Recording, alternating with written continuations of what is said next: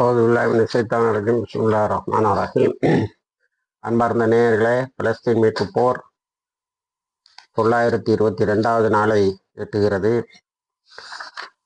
இந்த நாளிலும் எதை நோக்கிய நகர்வுகள் இருக்கிறது என்று சொன்னால், அமெரிக்காவா அல்லது ஈரானா என்பதை நோக்கி போய்கொண்டிருக்கிறது. காசாவிலும் பல முக்கிய முன்னேற்றங்கள் உண்டு. அனைத்தையும் இந்த வீடியோவில் பார்ப்போம். இப்பொழுது அமெரிக்காவில் பிடி மெல்ல மெல்ல தளர்ந்து வருகிறது. எந்த அளவுக்கு என்று சொன்னால், எதையாவது சொல்லி ஒரு எக்ரிமெண்ட்டை போடுங்கிற அளவுக்கு ஆகிப்போச்சு. அதில் இன்னொரு பெரிய அடி அமெரிக்காவுக்கு என்னவென்று சொன்னால், இந்த ஐக்கிய நாடுகள் சபையின் என்பிடி கமிட்டி, அதாவது நான் ப்ரோலிஃபரேஷன் ட்ரீட்டி, அணு சோதனை தடை சட்டத்துக்கு அமைக்கப்பட்ட, அதனை கண்காணிப்பதற்காக அமைக்கப்பட்ட கமிட்டியில் ஈரானும் ஒரு நாடாக வைஸ் பிரசிடென்ட் அல்லது வைஸ் சேர்மனாக தேர்ந்தெடுக்கப்பட்டிருக்கிறது. ஆஸ்திரேலியாவும் யூகேயும், இந்த ரெண்டு நாடுகளும், அதாவது ஆஸ்திரேலியாவும் யுனைடெட் கிங்டம் என்று சொல்லக்கூடிய ஆங்கில நாடும் அதில் உறுப்பினர்கள், அதில் தேர்ந்தெடுக்கப்பட்டார்கள். ஈரானும் தேர்ந்தெடுக்கப்பட்டிருக்கிறது. அப்போ கருத்து சொல்லும்போது எல்லோரும் என்ன சொல்லுகிறார்கள் என்று சொன்னால், எல்லாத்தையும் விட அதிகமாக அதுக்கு சேர்மனாகவே இருக்க தகுதி உள்ளது ஈரான் தான். காரணம் என்னவென்று சொன்னால், ஈரான் இதுவரைக்கும் தான் ஒத்துக்கொண்ட என்பிடியை அது பின்வாங்கல, அணு ஆயுதத்தை நோக்கி அது நகரவில்லை. இருந்தாலும் உலக அளவில் ஏற்பாடு செய்யப்பட்ட IAEA என்று சொல்லக்கூடிய இன்டர்நேஷனல் அட்டாமிக் எனர்ஜி ஏஜென்சியினுடைய பாதுகாப்பில் இருந்த ஈரானுடைய அனைத்து தளங்களும் தாக்கப்பட்டன. அதை காப்பாற்றுவதற்கு IAEA முன்வரவில்லை. இதை நம்ம ஒன்றும் பார்க்கணும். சதாம் ஹுசைன் கடைசியில் அணு ஆயுதம் இருக்கிறது என்று சொல்லித்தான் பெரியதொரு தாக்குதலை 2003 நடத்தினார்கள். நடத்தி சதாம் ஹுசைனை தூக்கில் கூட போட்டாங்க. ஆனால் IAEA, அன்னைக்கு IAEA என்று இன்டர்நேஷனல் அட்டாமிக் எனர்ஜி ஏஜென்சி ஒரு அறிக்கையை கொடுத்தது. சதாம் ஹுசைன் அணு ஆயுதம் இல்லை, 1200 பக்கம் அது. இருந்தாலும் அந்த பொய்யை சொல்லி அந்த யுத்தத்தை நடத்தினார்கள். இப்போ ட்ரம்புக்கு அடுத்த அடி என்னன்னா, அணு ஆயுதத்தை பற்றின பேச்சுவார்த்தை இல்லாமலே ஒரு எக்ரிமெண்ட்டை ஒத்துக்கிடுவோம். எப்படி அணு ஆயுதத்தை ஈரான் போகுதா இல்லையாங்கிறத பற்றின அந்த நிபந்தனையும் நீக்கிவிட்டு ஏதாவது 10 நிபந்தனை அல்லது 5 நிபந்தனையை போட்டு ஒரு ஒப்பந்தத்தை போட்டு அதில் இருந்து டீசெண்டாக வெளியில் வந்துடுவோங்கிற அளவுக்கு ட்ரம்ப் இறங்கியிருக்கான். ரொம்ப கோபப்படுத்தினது அகாட்சியினுடைய, அதாவது ஈரான் வெளிவிவகாரத்துறை அமைச்சருடைய புட்டின் சந்திப்பு. புட்டினை சந்தித்தோன்னா, நான் உன்னோட எண்ணெய் கிடங்குகளை எல்லாம் அழித்து விடுவேன் அப்படி இப்படின்னு சொல்லியிருக்காரு. உடனே JD வான்ஸ், அமெரிக்கானுடைய துணை ஜனாதிபதி, பென்டகன் எல்லா செய்தியும் ட்ரம்புக்கு சொல்லுவது இல்லை போல தெரியுது, ட்ரம்புக்கு எல்லா விஷயமும் தெரிந்தா ஓடி போயிடுவாரு அப்படின்னு. இப்போ எல்லா விஷயமும் தெரிஞ்சுட்டு அதனால ஒரு எக்ரிமெண்ட்டை போட்டுட்டு போய்விடலாம். இந்த பக்கம் எக்ரிமெண்ட்டை பற்றி பேசிக்கிட்டு இருக்கும்போது ஈரானுடைய 2 கப்பலை இந்து மகா கடலில் கைது செய்திருக்கிறார்கள். ஒவ்வொன்றிலையும் 1.9 மில்லியன் பேரல்ஸ் ஆஃப் பெட்ரோல் இருந்திருக்கு, பீப்பாய் பெட்ரோல் இருந்திருக்கிறது.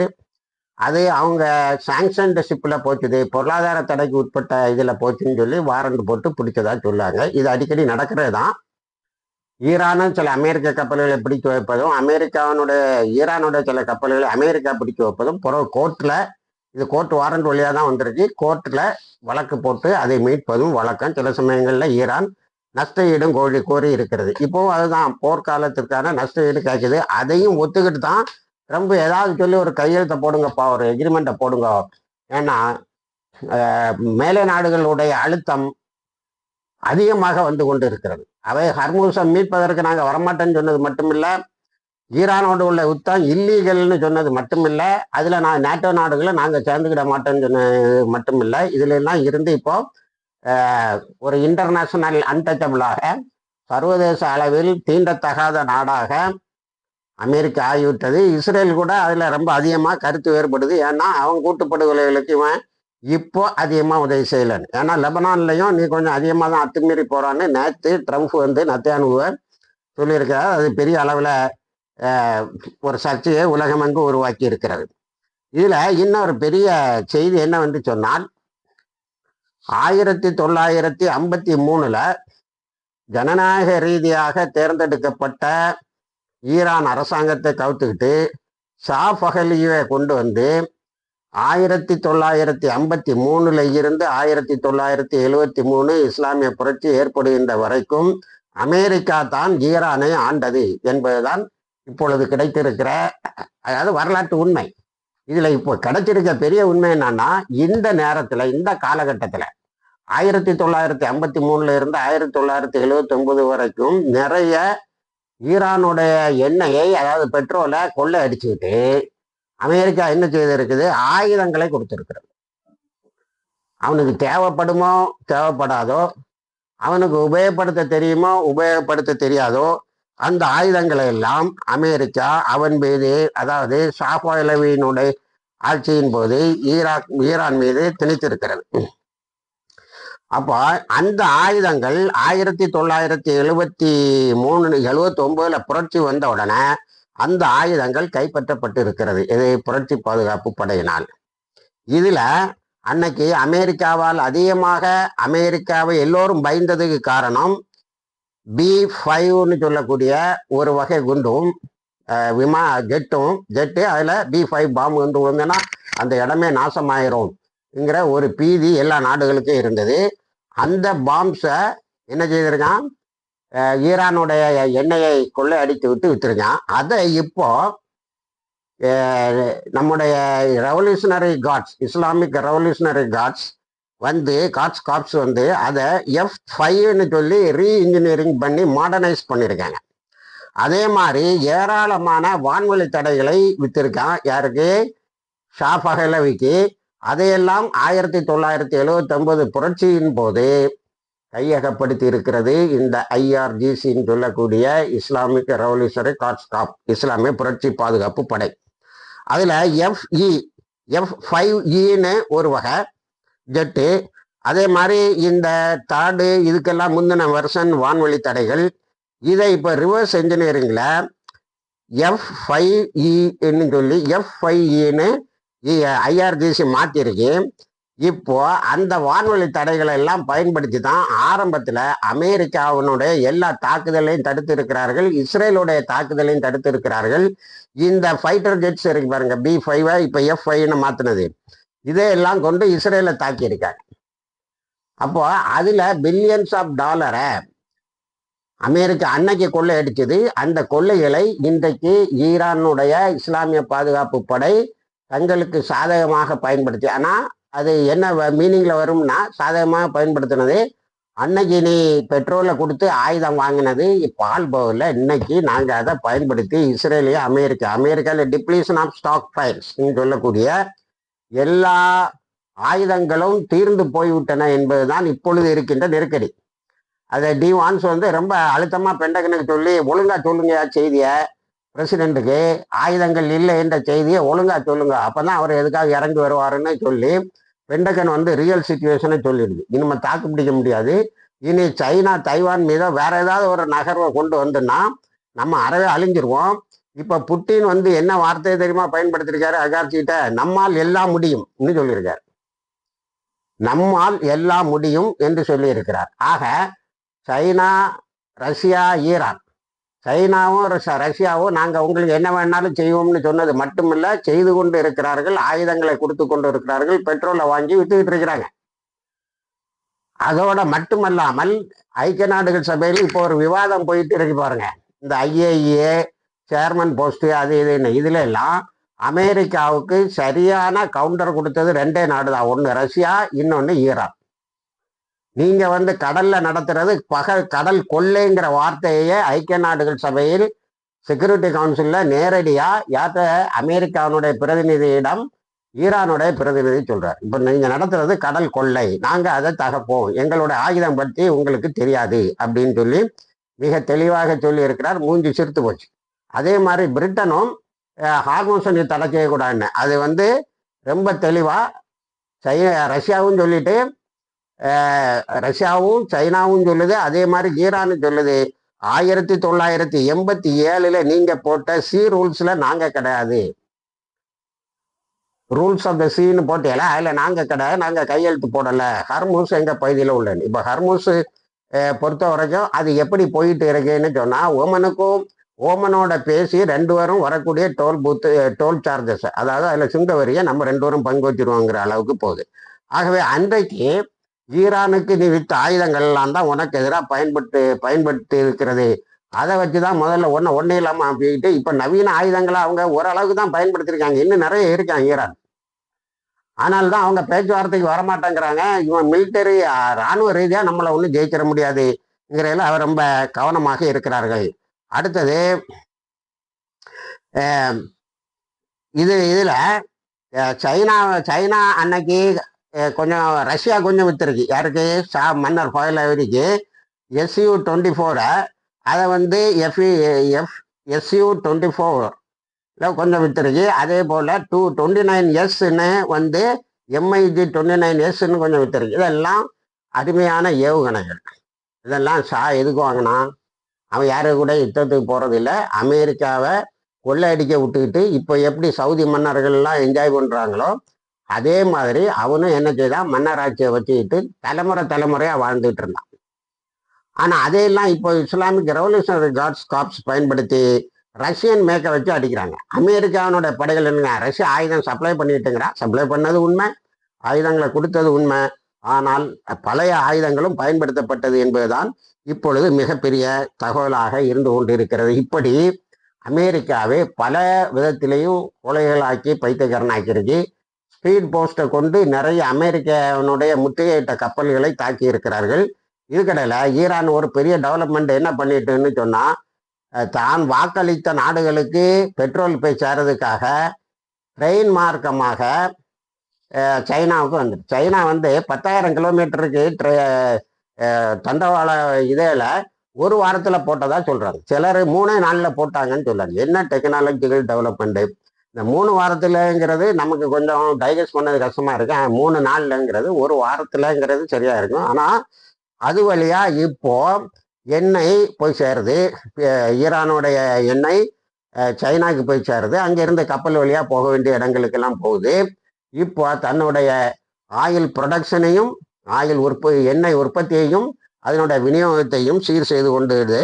இதுல ஒரு லாபம் என்னன்னா, கப்பல் வழியா போறதுக்கு 40 நாள் ஆகுமா. அதே இது இந்த ட்ரெயின் மார்க்கமாக போகும்போது அது வந்து 15 நாள்ல போயிருமா சைனாக்கு. அப்போ சைனாக்கு 15 நாள்ல அது போயிரும்னா 40 நாளைக்கு உள்ளால 2 தடவை 3 தடவை அதை அனுப்பிட முடியும். அதனால இந்த குவான்டிட்டி எப்பவுமே கப்பல்ல போற அளவு வந்து அதிகம், இது ட்ரெயின்ல போறது கொஞ்சம் குறவுங்கிறாங்க. ஆனா 2 முறை போய் வரலாங்கிறதுனால அந்த சப்ளை 40 நாளைக்கு உள்ளால அதிகமான எண்ணெய்களே விற்கிறதுன்னு இதுலையும் அமெரிக்கா பைத்தியக்காரன் ஆகிட்டுது. அந்த பிளாக்கேடு ஆட்டோமேட்டிக்கா செத்து போச்சு. இப்போ சர்வதேச லெவல்லையும் ஐக்கிய நாடுகள் சபையினுடைய பாதுகாப்பு சபையிலும் ஈரான் தெளிவாக சொல்லிவிட்டது, ஹர்மூஸ் எங்களுக்கு தான் சொந்தம். அதுல 26ஆம் தேதியில இருந்து இந்த ஹர்மூஸ் போக்குவரத்துல உள்ள டோலை வசூலிப்பதற்கான சட்டத்தை அது ஈரான் முறையாக நிறைவேற்றி விட்டது. அதுல ஒரே ஒரு விஷயம்தான், ஓமனுக்கு அகார்த்தி போனது.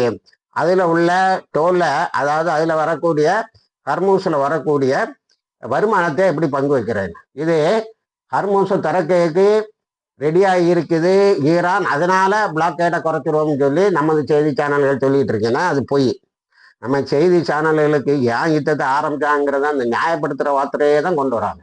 அணு ஆயுதத்தில் எந்த ஒப்பந்தமும் எட்டப்படாதால் அப்படி இல்லவே இல்லை. அணு ஆயுதத்தில் அவங்க ஆயுதத்துக்கு பக்கத்தில் போக மாட்டோம், இது எங்களுடைய ஃபத்வாவின் காரணமாக, உன்னுடைய கட்டுப்பாட்டின் காரணமாக இல்லை என்பதை தெளிவுபடுத்தின பிறகும் நத்தியானுவை வந்து இப்போ அடித்தா ஈரானில் ஒரு ஆட்சி மாற்றம் வந்துரும்னு சொன்னதும் எப்ஸ்டீன் ஃபைலை காட்டினதுன்னு தான் அந்த யுத்தத்துக்கு காரணம். உங்களுக்கு எப்ஸ்டீன் ஃபைலை பற்றி சொல்வதற்கு தைரியம் இல்லாட்டா நத்தியானுவை கொடுத்த அந்த செய்தி ஆதாரபூர்வமானது. நத்தியானுவை ஆட்சி மாற்றத்தை கொண்டு வந்து விடலாம் என்று கன்வின்ஸ் பண்ணனால தான் அந்த யுத்தம் ஆரம்பிச்சு, திடுது பண்ண ஆரம்பிச்சு, பேச்சுவார்த்தை நடந்து கொண்டு இருக்கும்போதே ஆரம்பிச்சு. அதனால தான் இன்னைக்கு வரைக்கும் பேச வரமாட்டேங்கிறாங்க. இதையெல்லாம் உங்களால் செய்தியாக சொல்ல முடியவில்லை என்று சொன்னால் உண்மைக்கு பக்கத்தில் நீங்கள் இல்லை என்பதுதான் உண்மை. அடுத்தது நம்ம லெபனானுக்கு வந்தா, லெபனான்ல போர் நிறுத்தங்கிறது பேரளவுக்கு தான் இருக்கு. ட்ரம்ப் நேத்தம் கூப்பிட்டு சொல்லியிருக்கேன், ஏப்பா நீ நத்தியானுவை நீ போர் நிறுத்தத்திலையும் தாக்கிட்டு இருக்கேன்னு. இதனால லெபனானில் உள்ள அரசாங்கமும் ஹிஸ்புல்லாவும் இப்போ ஒன்னோட ஒன்று சேர்ந்துட்டாங்க. இப்போ லெபனானோட அரசாங்கம் என்ன ஃபீல் பண்ணுன்னா, என்ன அவங்க உணர்கிறார்கள் என்று சொன்னால், ஹிஸ்புல்லா இல்லாமல் இருந்தால் கிரேட்டர் இஸ்ரேலுடைய ஒரு பகுதியாக லெபனான் ஆகி இருக்கும் என்று. இப்போ லெபனானும் என்ன சொல்லுதுன்னா, ஹிஸ்புல்லாவும் என்ன சொல்லுதுன்னா, எங்களுடைய யுத்தம் கிரேட்டர் இஸ்ரேலை தடுப்பதற்கு, அகண்ட இஸ்ரேலை தடுப்பதற்காகத்தான். ஆனால் நாங்கள் தொடர்ந்து சண்டை போட்டு கொண்டிருப்போம் என்று சொல்லுது. இஸ்ரேலிய ஊடகங்களும் இஸ்ரேலிய இராணுவத்திலிருந்து கசிஞ்ச செய்தி தான் ஊடகம் சொல்லுது. அவங்களுடைய மிசில் கேப்பபிலிட்டிஸுக்கு எதிராக நம்மளிடத்தில் எதுவும் இல்லை, அதனால் நாம் நிறைய அழிந்து கொண்டு இருக்கிறோம்னு. முந்தா நாள் நம்ம நேற்று வீடியோ போட முடியல, 38 பேர் இஸ்ரேலிய இராணுவத்தினர் இறந்திருக்கிறார்கள். இன்று 42 பேரை அழித்திருக்கிறார்கள். ஆக மிகப்பெரிய டிசாஸ்டர். இதை சில விஷுவல் மீடியாவும் பிரிண்ட் மீடியாவும் இஸ்ரேலுக்கு இதுவரைக்கும் ஒரே நாளில் ஏற்பட்ட அழிவில் மிகவும் அதிகமானது இதுதான். காசால 300-400 அழிஞ்சாங்க சீஸ்ஃபயருக்கு முன்னாடி. ஹிஸ்புல்லாவினுடைய தாக்குதலால் 2 நாள்ல 100க்கு மேற்பட்ட இஸ்ரேலிய இராணுவத்தினர் அழிக்கப்பட்டது இதுதான். அதனால இஸ்ரேலி மீடியா என்ன சொல்லுதுன்னு சொன்னா, அதை இஸ்ரேலிய ஹோம்ங்கிறது இராணுவத்தை வச்சு சொல்லுது. நான் ஏற்கனவே உங்கள்கிட்ட சொன்ன மாதிரி, பெண்டகன் ட்ரம்ப் நம்ம ஜெயிச்சுட்டே இருக்கேன்னு சொல்லும்போது தோத்துக்கிட்டே இருக்கேங்கிற அறிக்கை விடும். அதே மாதிரி நத்தியானு நம்ம எல்லா ஃப்ரண்ட்லையும் ஜெயிச்சுட்டு இருக்கோம், எல்லா முன்னணிகளில் நாம் ஜெயித்து கொண்டே இருக்கிறேன்னு சொல்லும்போது இந்த இராணுவம் சில தகவல்களை கசிய விடும். அதில் என்ன சொல்லிருங்கன்னா, நம்ம ஹிஸ்புல்லா மீது எந்த அதிகபட்ச தாக்குதலையும் நம்மளால் நடத்த முடியல. ரொட்டீனா வழக்கமாக என்ன தாக்குதல் நடத்துவோமோ அதை தான் நடத்திட்டு இருக்கோம். ஆனால் அவங்களுடைய தாக்குதல், புது ஏவுகணைகள், புது ராக்கெட்டு இப்படி வந்துகிட்டு இருக்கு. நத்தியானு நம்மளை சரி கட்டுறதுக்கு, அதாவது இஸ்ரேல் மக்களுடைய உள்நாட்டு பிரச்சனையை, உள்நாட்டு குழப்பத்தை அல்லது உள்நாட்டு கிளர்ச்சி வராமல் இருப்பதற்காக வென்று கொண்டு இருப்பதாக சொல்கிறார். அது பொய். அடுத்தது ஹிஸ்புல்லாவுடைய டெட்லி அட்டாக்ஸ் நிறைய, அதாவது அந்த ரிதான் ஃபோல்ஸ் எதுல வேணாலும் இறங்கி அடிப்போம்னு அடிச்சுட்டு இருக்கிறாங்க. அதை நம்ம இழந்துகிட்டே இருக்கோம். அதோட ஹம்ஸ் 900ன்னு சொல்லக்கூடிய அந்த வகை ஃபைட்டர் ஜெட்டை, 900ங்கிறது ஃபைட்டர் ஜெட் இல்லை, அது ஒரு விமான தாக்குதல். சாதாரணமாக இஸ்ரேல் அதிகமாக பயன்படுத்துறது. அதையும் நிறைய அழிச்சிருக்காங்க. மெர்காவா டேங்கையும் எக்கச்சக்கமாக, அதாவது மெர்காவா டேங்கை ஒரே நாளில் 42 எண்ணம் எரிக்கப்பட்டு இருக்கிறது. அது பிறகு அகார்சியினுடைய இப்பொழுதைய பயணத்தை என்ன சொல்கிறார்கள் என்று சொன்னால், கிரேட்டர் இஸ்ரேல் டு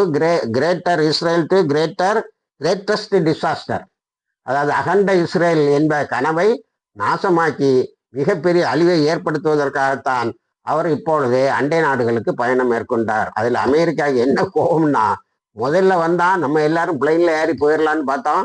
நான் அதுக்கெல்லாம் வரல என்று சொல்லிட்டு ஓமனுக்கு போயிட்டான். நம்ம அங்கே பிளைன் ஏற போகும்போது ஓமனுக்கு போயிட்டான். நம்ம எல்லாத்தையும் தடுத்துட்டு இருந்தோம். திரும்ப ஓமனுக்கு போயிட்டு திரும்ப பாகிஸ்தானுக்கு வந்தான். நம்ம திரும்ப பிளைன்ல ஏறலான்னா டக்குன்னு ரஷ்யாவுக்கு போயிட்டான். அங்கே போய் இருந்துட்டு நம்ம என்ன வேணாலும் செய்யலான்னு அறிக்கை விட்டுக்கிட்டு இருக்காங்க. அதனால இது மிகப்பெரிய அவமானமாக போய்விட்டது. அடுத்தது காசாவுக்கு வந்தோம்னா எல்லோ லைனா அடிக்கடி மாத்திட்டு இருக்கான். இப்போ எல்லோ லைன்ல இருந்து நல்ல நெருக்கடி எந்த அளவுக்கு காசா ஃப்ரீயா இருக்குன்னா, நான் ஏற்கனவே சொன்னேன், முனிசிபாலிட்டி எலெக்ஷன் நடத்திட்டு இருக்காங்க. ஆனா வெஸ்ட் பேங்க்ல 3401 குடியிருப்புகளை கொண்டு வந்தான் ஹிஸ்புல்லாவும்.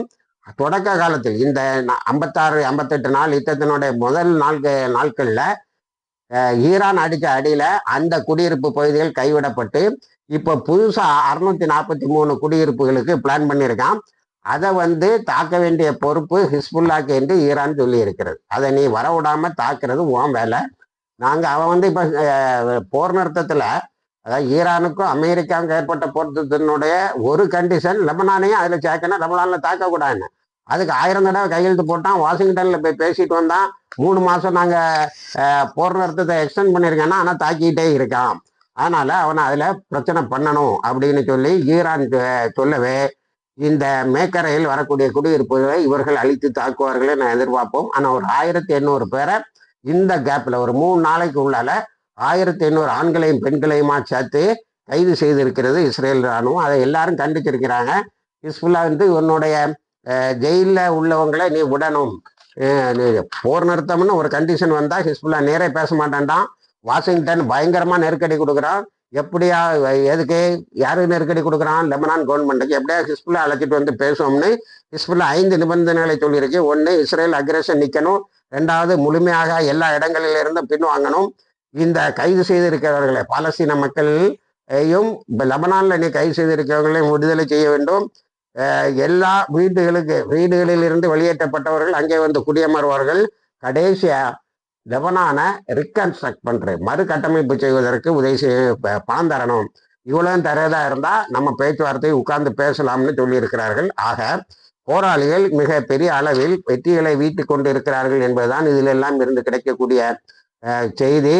இப்போ சைனா வந்து சவுத் ஆப்பிரிக்காவினோட ஜெனோசைடு கேஸுக்கு எதிராக எல்லா நாடுகளும் வாங்கடா, இஸ்ரேலை வந்து ஜெனோசைட் கண்ட்ரின்னு அறிவிப்போம், அதே மாதிரி அமெரிக்காவும் உள்ள சேர்ப்போம்னு ஒரு குளோபல் அப்பீலை கொடுத்துருக்கு. உலக நாடுகளே ஒன்று சேருங்க. இப்போ சைனாவும் ரஷ்யாவும் தான் இதில் நிறைய மானிட்டரி பெனிஃபிட், நிறைய பண ரீதியாக லாபப்பட்டவர்கள். அவர்கள் இப்பொழுது அதில் ஒரு பகுதியை ஈரானோடும் ஷேர் பண்ணுவாங்க போல தெரியுது. ஏன்னா எல்லாமே யுவானுக்கு மாறிக்கிட்டு இருக்கிறாங்க.